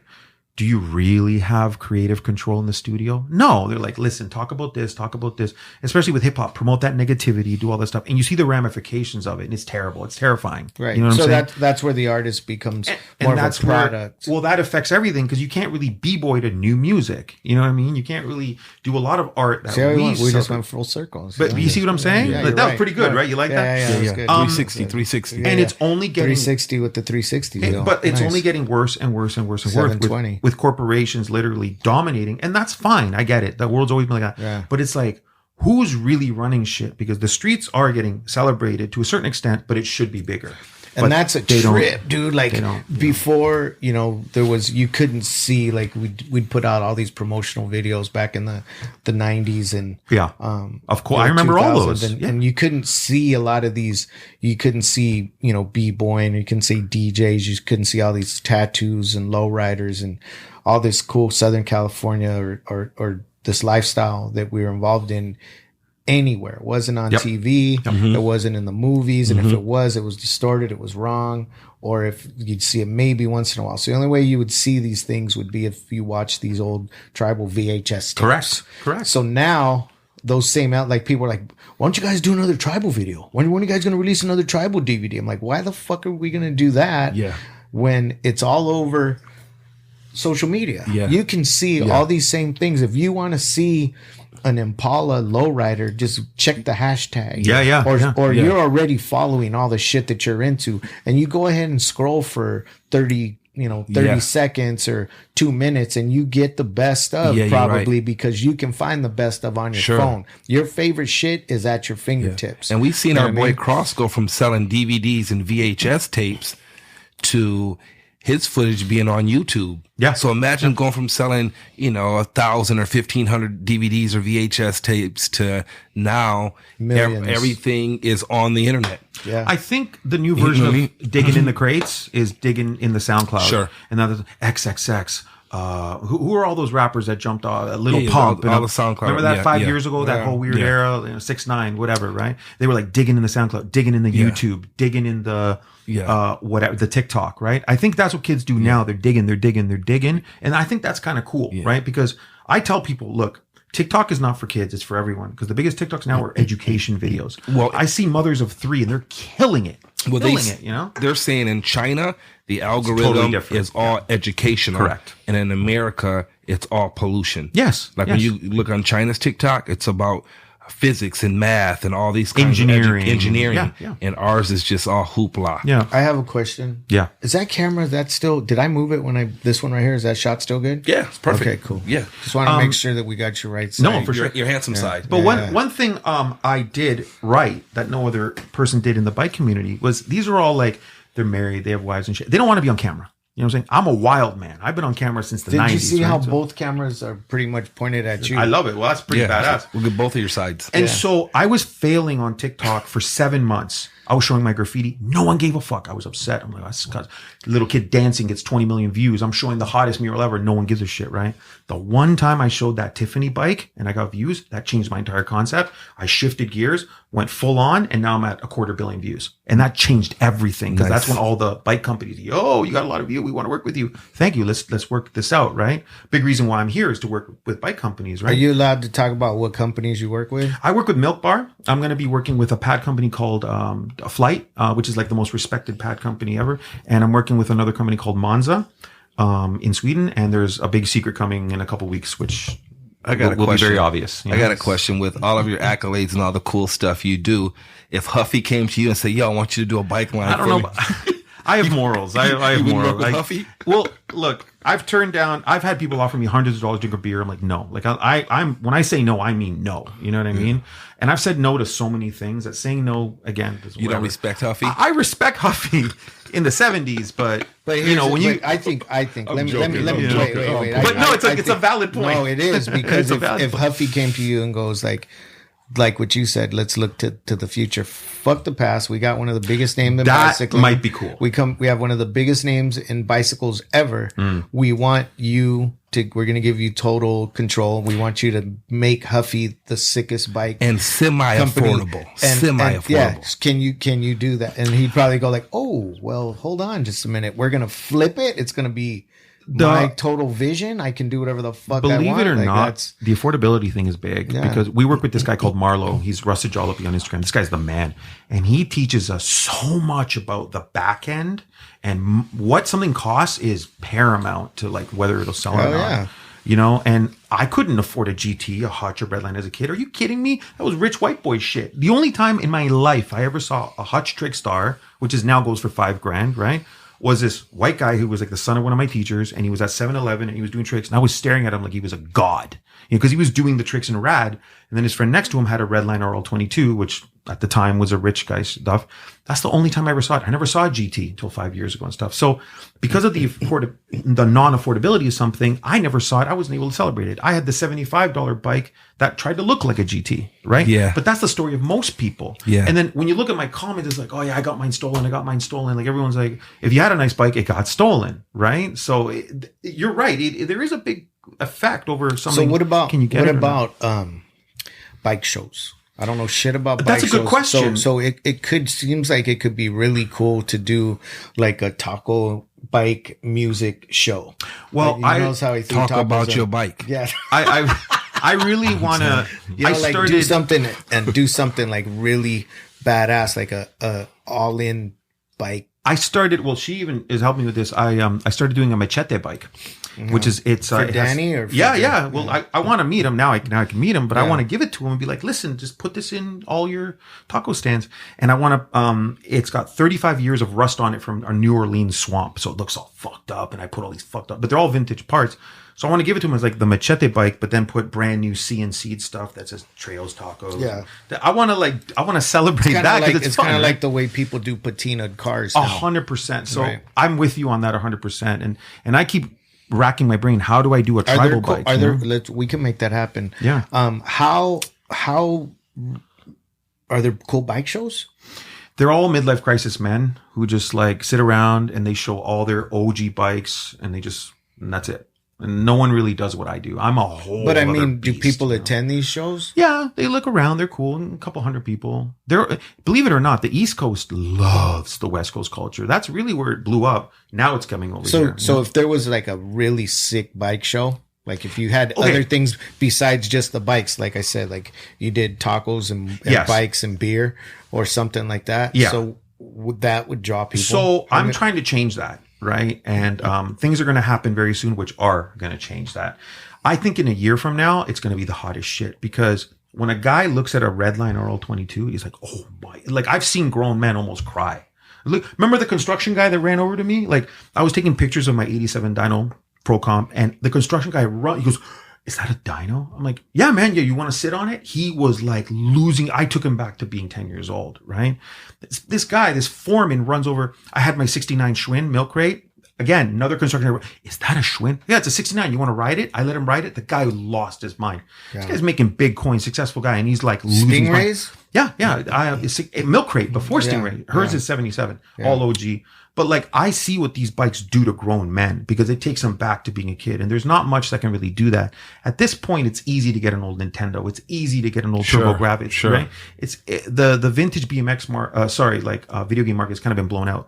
The vintage bike market, I'm showing you bikes that are $5,000. Not many people have $5,000 per bike. I'm a psychopath. I'll do that shit. So when they see it, they're like, oh my, that's like you, 57 Impala. Like it's that grandiose, like Jesus Christ, that's the movie Rad. So that will happen, and it will be the hottest show just because of rarity. And it's impossible to find these bikes. It's interesting because you can't afford like a classic lowrider like Bobby has. Yeah. And so people have moved to like mini trucks and 80s trucks and 2000s trucks, which are getting really expensive. So the next thing you're going to be able to do is get a bike. Yeah. That's the only thing you're going to really be able to afford, right? That you can really trick out. And if we're talking about bikes for like $5,000 or $6,000, most people spend that on their first car. You're right. That they're going to try to hook up. They'll spend that on a visor on their Impala. Crazy. You know, now that I'm learning about lowrider culture, I'm like, oh my God, that's expensive. Let me ask you this. Do you think people will start to trick out and make e-bikes look dope? Eventually, yes. Yeah, we're actually 5 years because now we're like closer than that. With all the ideas that Marlo has talked to us about, yeah, that's gonna happen. That's gonna happen 100. Like, yeah, that you touched on something which is very important. You know, it's like the bike needs to look cool, but can it take you 300 kilometers? You know, whatever, like 200 miles or whatever. So that's gonna happen. At the end of the day, that's street culture. Tricking out your bike is old school, the old school Schwinn. Then it was your car.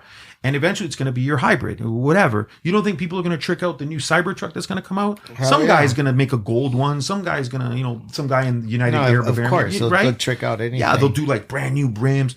I think human beings, especially men, that's our jewelry. You know what I mean? Because we don't rock, you know what I'm saying? But that's, check this out, right? When you're rolling your Impala, people freak out. You know what I mean? Like, do something different, something that's and so that's why I love you did the green one. Because when you look at my analytics, it's always green and yellow. I don't know what it is about those two colors. People go ape shit when something is green. And you debuted it at the Legacy show, right? Yeah. People went crazy, right? Yeah. How many green cars are out there? Not that many. I'll tell you what, Albert's Green 58 That's right. is... They wasn't doing it like that. No, right? They wasn't doing it like that. Albert's is way, doing it way more. But Albert shows love. I got mad love to Albert, but I'm riding with you, Bobby. But you know what? Albert says it's a beautiful car. Yeah, so it's like the fact that you're like, I'm going to do green. I don't know what it is. I changed the color like 4 times.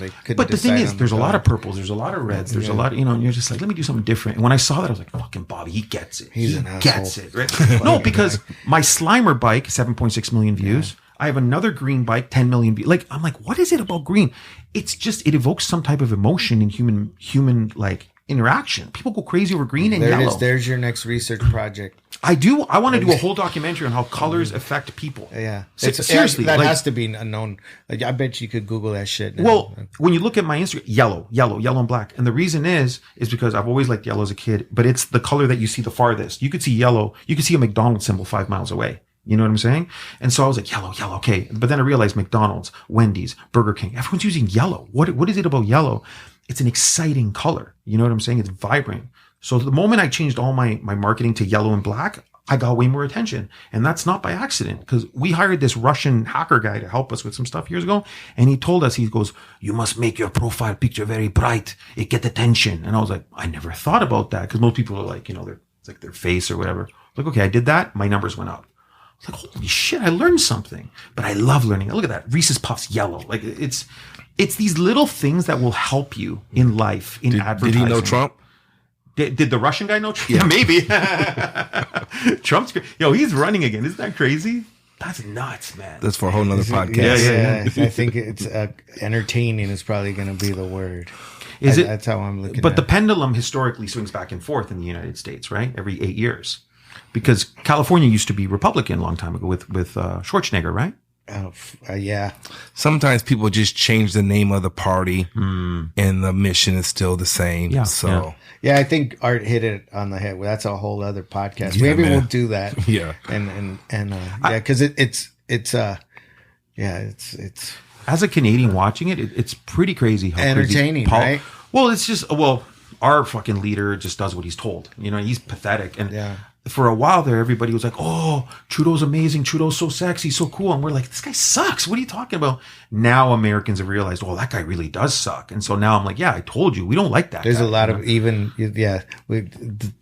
fuck. We haven't had anyone good since Obama. You know what? You're only as loyal as your options. That's what I always say. True. And right now, and the options, and that's the sad part to me. Like, that is truly the sad part. Is if we could find a good leader, but I think, my personal opinion is we went from one bad leader to another bad leader, and we're just kind of like and it's like, really, motherfuckers, this is all we got. These are our choices. This is all we're able to do in the whole country. Like, these are the two idiots that have come to surface. I think entertainment and politics have fused at this point. And, we weren't around for JFK, but JFK was young. He was good looking. He was a new guy, but he barely won. But they did kill him. Yeah. Because he's like, oh, okay, the Florida guys got me in. I'm going to shut down the mafia. Oh, yeah? And then shit hit the fan. So you can't go against the people that kind of built you. You thought he was tough. Well, you got a bullet to the head. Yeah. And I think people forget about that. But maybe they don't forget it, but they're like, oh, I can't say shit because, this person lobbied here and this person gave me 120 million here. And you're seeing it with the TRX thing, that whole collapse thing. They were giving the Democrats hundreds of millions. The fat vegan guy, look at fat vegan. I don't know how that makes any sense. But anyways, the whole thing, like they were giving money to the politicians. So you start seeing one person. Vegans eat candy? That's a good question. The question is, if you're a vegan, can you wear leather? See, Can you wear leather? You can't. You know why I like you? Bread? No, bread. Vegans can eat bread, right? No, all vegans are going to give you a different version of veganism, whatever. But you're proving my whole point. It's like you can't win. There's no winning in 2020. Everything has sugar. Everything has high fructose. You just can't win. You could think you're better than other people. The truth is, you watched a PETA video, you got emotional, and then you're like, I'm never going to touch this again. I get it. But then I've met so many vegans. I'm telling the damn truth. I don't fuck around. You know how many vegans I've met that 5 years, they're like, yeah, fuck that. I went back to meat. And then they got healthier and they got better. Yeah. They start depleting their bodies of protein. They say Canelo. That happened to Canelo. Canelo was Rick vegan? Rubin too. Rick Rubin said that too. He just said that. I like what did it. he say? Said like after he stopped being a vegan, he lost like 130 pounds. Yep. When he stopped being Jordan Peterson too. A vegan. Jordan Peterson lost all this weight. Yeah. Jordan Peterson as well. He was like depressed. His wife was battling cancer. Started eating meat, got healthy, got back. Now you see him kicking ass. Rick Rubin's like, he's one of the greatest. He's one of the greatest producers in the history of the world. Yep. And that podcast with Joe Rogan proved his genius. And his diversity and his genius. But did you hear what he said? He goes, I know nothing about music. I just try to get things out of people. That's a real producer. A real producer sit and be like, what are you trying to do here? Yeah. Okay, cool. Let's do this. Let's use this instrument and let's get this emotion out of you. When he's talking about that Chop Suey song with the Armenian guys, what are they called? Wake up, shake System up. of a Down. Yeah. Did you hear the story that he said how they made that track? So they're making the track, right? This is his first time working with them. One of the greatest rock bands out of LA. For sure. But get this. They didn't know, they had a bridge and they didn't know what to do with it. So he's like, go pick up a random book and read the first thing that you read out of it. And I was like, okay. And that's the entire bridge. It made the song. But really? like the middle part, the middle part, that was all random. I'm getting goosebumps because when you can capture random. Where'd you see it? It's on Joe Rogan? On Joe Rogan, yeah. It's like halfway through. It's like 3.5 hours. No, but fuck. Yeah. How long ago did he do it? He produced that song, 20 years ago? When did that song come out? The Joe Rogan podcast. Like a month and a half ago? Yeah. I just saw a few clips in the last week or so, just a few clips. I haven't watched the whole thing. And it's just the Rick Rubin on Joe Rogan? Yeah. But he talks about hip hop, but he just says, look, music is music. Whether if it evokes emotion, it's good music, right? And when he breaks it down, his IQ for art is off the charts because it's not about the instrument or the BPM or the trendy sounds. It's about, are you evoking emotion? Why does Billie Eilish have little girls crying? Because she's talking about, oh, my heart's broken and whatever. And it's just her and her brother. There ain't no 360 deal. It's just her and her brother. And there's a publishing deal. You know what I'm saying? I mean, I've heard different things like that. It's her and her brother. That's what they want you to think. But so it's an industry plant and stuff? You might be right about that. It's actually a machine. But she does write it. You know what I'm saying? And she's hurt. And when you look at Lorde and when you look at Adele, when you look at people that you could feel, when you look at Amy Weinstein, people that you could feel. Winehouse, yeah. That's funny. Weinstein. I loved her, dude. That was real, right? Hell yeah. And people, I think people are a lot smarter than they give. They can tell if you're full of shit or not. You know what I mean? And when I get comments, they're like, I love your passion. I love your passion. I love your passion. I'm like, that means a lot to me. That means a lot to me. Yeah. These are grown men. It's good when you can recognize real shit and you can 100%. recognize things that are actually being produced for money or for it becomes obvious. Whatever the fuck it is. Yeah, absolutely.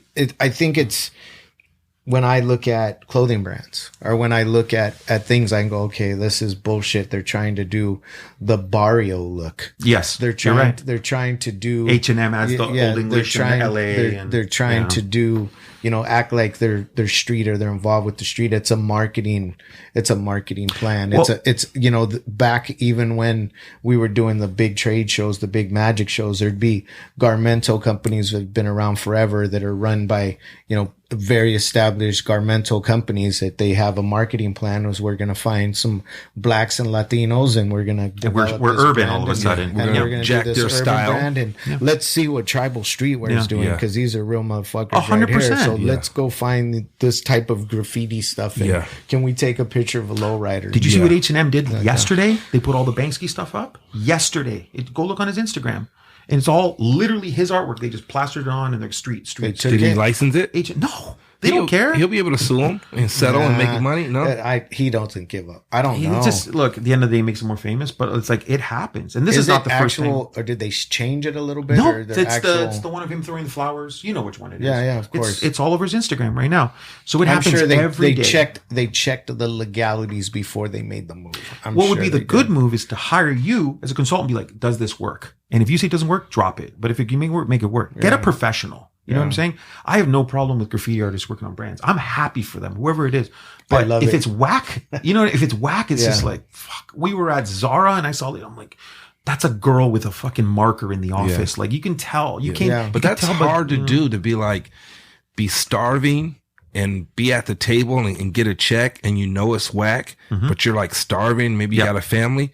You might be like, yo, I just got to let this one ride because I need that check. And then get your redemption later on. Yeah, maybe. You know what I mean? I just think it's corny and cliche, but it's important to recognize the real. Like if 100%. If you could recognize what's a set and what's really going on. Are these your boys in these photo shoots? Are people in your circle? Or are these people that you had to go out and find or hire? Well, that's the 6ix9ine thing. He got a bunch of guys. He put bandanas on, and then everyone's like, "What is this?" Because he understood viral. He's like, "I'm gonna get attention, and I'm gonna mix screamo with absolutely, rap." And that's what he did. And it's like, okay, everyone hates him, but then now you see the new rappers, and they're all acting like him, and they're all cloudy. And he was one of those guys that he knew how to get the attention. 100%. Even if you hated him, you wanted to see what he was going to do. He wants you to next. hate him. It's kind of like he wants you to hate him. Like 10,000 comments and I'll give you 10 grand. Yeah. He understands entertainment. He's crazy, but his IQ of how to get attention is very high. And this was admitted by a lot of rap. They're like, yo, that guy got me attention because I was beefing with him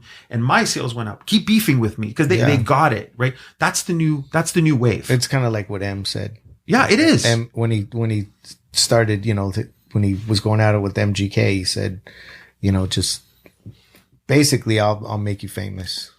Yeah, he's not wrong. Famous, But Eminem started from battle rap and he's real, quote unquote real. So that's why he gets respect. Yeah. Because it's like, no, this guy actually is a real rapper. Yeah. Real beats, hooked up with the right people. Everyone loves him. And then he puts on all these amazing rappers right after. He didn't have to do that. You know what I'm saying? He took care of his homies. Puts on 50, who's like the greatest businessman right now. 25 shows in development.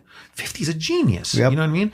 And then, but when you see 50, who he hangs out with, he's hanging out with executives, producer. He's so smart. He's hanging out with bankers and he's like, yo, I'm the street guy, but I'm cool. That's cool. Like, you know what I mean? Because he's taking now he's doing the crime stories. He's telling all these stories and shit. It's fucking cool. Because he's like, look, man, like Netflix and all, it's amazing, but it's always like Latino or black. It's always, but he's like, let's tell these other stories. Very cool. So there's a podcast I've been listening to that I really like, and this dude's fucking amazing. And he's not paying me to do this, but his name's Rick Sanchez. Okay. Rick Sanchez News. Is the name of the podcast. I'll listen to it. He's a pissed off Latino. He's a multi-billionaire. He was fired from CNN. Wow. He's worked on Fox News. He had his own primetime show on. He's very well connected. I found out about him through the George Lopez podcast. Oh, I love George Lopez. But you listen to this guy and he's nailing shit, dude. Like, hard. Just the shit that he says, his perspective. He's not a Democrat. He's not a Republican. He's a fucking badass Latino. He tackles he's got a lot of friends in Hollywood and he knows the business and he talks about, I guess I'm going this route just because of our underrepresentation and misrepresentation in the media. Yeah. Not just in film and television, but no, just and being, the majority that we are and the amount of the population that we are, just being completely misrepresented, underrepresented, and how that goes down. But Rick Sanchez News. I want to watch it. That's a free plug. And you just touched on something big. I am in shock of how much Hollywood still has not introduced like Latin people. Like right now, Wakanda came out. That's pretty cool. And this guy's Latino, whatever.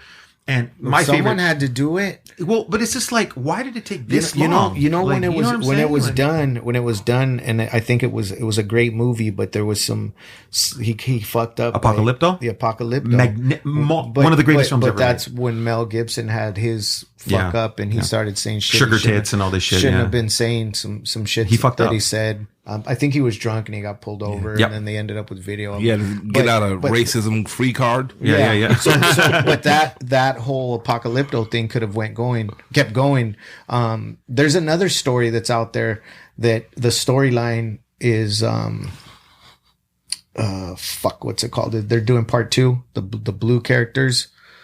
It's a 3D animation thing. Avatar 2, 3, 4, and 5. Yeah, yes, it's coming. 2's coming out. Yes, right? the Way of Water, then 3, then 4, then 5. Right. Yeah. So if you look at that first story, it was basically the Pocahontas. It was like the conquest. Yeah. It was the same sort of story. Like they stole the culture and they stole the beauty, like the whole fucking thing. But tell that story, like maybe how it actually happened here in the Americas, but. So it's heavy, but we got to wrap this up. We got to. All right, did we have fun or what? I loved it. So much fun. We could do it again. Whenever you want, man. So there's two real quick questions. Yeah. One is, why are Canadians so nice?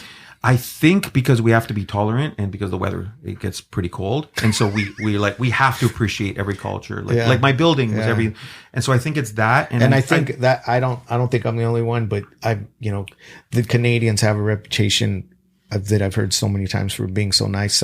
Shout out to my son Isaac's girlfriend, Sebastian. She's the most beautiful, kind, considerate person, Canadian. Yeah. But every Canadian person that I've befriended they're super fucking nice. I mean, we're nice too, but Canadians have this. I think we love everyone because there's not many of us. There's like 35 million Canadians, and we have like the biggest country in the world next to Russia. You know what I'm saying? I didn't know that. So yeah, and when the you look, bell, ding ding ding. I know, right? A to Z. So the United States has 350 million, right? So the amount of culture and history here is unimaginable, especially from east to west. How different, and the Midwest and the South, totally different people, different cultures, right? So things start breeding and festering. Plus, there's a history, a lot of negative stuff, and things like that. Where Canada's relatively new. Canada's 150 years old, so it's like, well, there's nothing really to be pissed off about, right? Yeah, you know what I'm saying? There's terrible treatment towards natives and stuff like that, of course, 100%. Here too. Yeah, but every country has bruises. But it seems like Canada's doing some things too that are, they're doing more towards the movement. They're trying. They're trying. Like Canada Day is getting rebranded as Indigenous Day, or. Well, no, we have Indigenous Day in September. Yeah.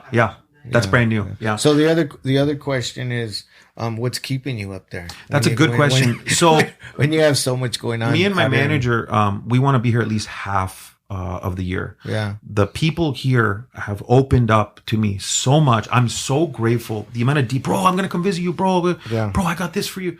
Don't leave until I get to go up there and visit at least once. You got to come. You got to come. I know. I enjoy it. I enjoy it. Well, in Toronto now, I don't know if people know this, we're the biggest growing city in all North America. We have over 240 skyscrapers going up right now. The T-Dot? Yeah. 248 cranes are in the sky right now. It is insanity. Let's go to Canada, Wart. The amount of money that is in Toronto, you won't believe it. Yeah. I'm talking 50, 70 store glass, metal, but it's like, wow. But it's all foreign investment. It's Asian and Indian. They're all coming to Toronto. So who knows? Maybe you're coming to California, right? I love California. It's amazing here. People are culturally celebratory here. Yeah. And they're very traditional, and they're very loving, and they're very fun, and they show love. Yeah. You know what I'm saying? I'm the graffiti guy back home who was like, why do you have bikes? Yeah, what's wrong with you? Yeah, it's like, why what the fuck is wrong with this dude? He's like, oh, do a thing. Can I go to your studio? Do a thing. Then here it's like, oh, you're the guy with the bikes. It's like totally flipped. Yeah. It's like, yeah. And can I get up? I'm like, of course you can. Yeah. So, and I'm seeing the love from corporations here. People, they're like, no, you know what the streets. You're going to work with us. Yeah. And when people see what's coming, it's going to change biking forever. That's I think a good way for us to, the last thing would be in closing, if you want to just kind of say whatever you're going to say regarding what's you're working on, your Instagram, how people can see and follow, you and, your projects, your art, your bicycles, your graffiti, all your work, like everything's at DuroTheThird.com. My website. It's Duro The Third. My TikTok. DURO The Third. THE. Yeah, spelled long ways. And then a number 3. No, just Duro The Third. Yeah. Okay, so all letters, no numbers. My Duro Instagram shows my graffiti and my bikes. My TikTok's all bikes.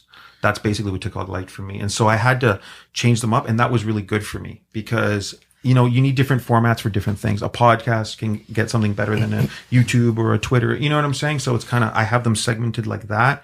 I'm working with 4 bike brands currently, probably more, and I'm going to be consulting with other brands as well. And all of it is in Southern California. All of it. So that says something, you know, very cool, that people get it. Is your OnlyFans in Southern California? 100%. Let's do that. OnlyFans. So I'll lose 20 pounds. I'll make that money. You know? I'll pay that rent. You know? The dad bods are the shit, though, right? Hey, Leo gets every girl. Yeah. So, I mean, and then you look at Pete Davidson. He gets every girl, and he's but whatever. I think Pete Davidson's doing something else. He's got Black Magic. He's packing. He's doing something. He's packing. He's with Emily Rostelski, whatever the hell her name is now. Like he's just going. It's like a running joke now. That movie, the Bodies, Staten Island or something. I tried to watch it. I got bored. Bill Burr's in it. I love Bill Burr, yeah. so I was kind of watching for that. But watch Bodies. Yeah, it's really funny. Yeah, we saw it in the movie theater. We were dying. Yeah, probably. I didn't know he was that funny. Yeah, you know what I mean. He's way better now that he's not on SNL and being forced to do these little skits. Now he's kind of doing what he wants. And who? He's an anomaly as a person, though. What and who? I'm sure. You know? Yeah. What's right? He's doing what and who he wants.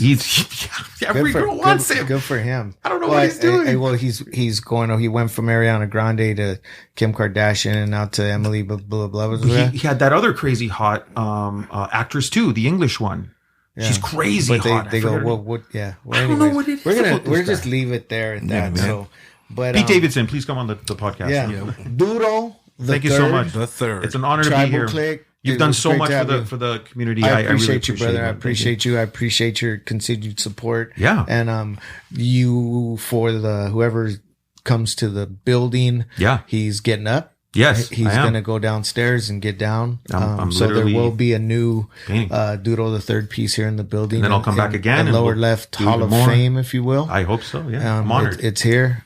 So you'll be able to come by and take pictures by it. But I want people to take pictures with it. Thanks to you, and thanks for making the trip down to San Diego from Los Angeles. I know you're a busy man. Yeah. Much love and respect. Artistic. Hey, it's an honor, my brother. It's a great name. Thank you, brother. DJ Artistic. I love this guy. It's like DJ Artistic. I love you too. Yeah, man. DJ, what's your IG? At DJ Artistic, regular spelling. That's right. Tribal Click. That's it. 17th and Island. The Lower Left Podcast. San Diego, California. Duro the Third. Shout out to my man Johnny Be Good. We're out.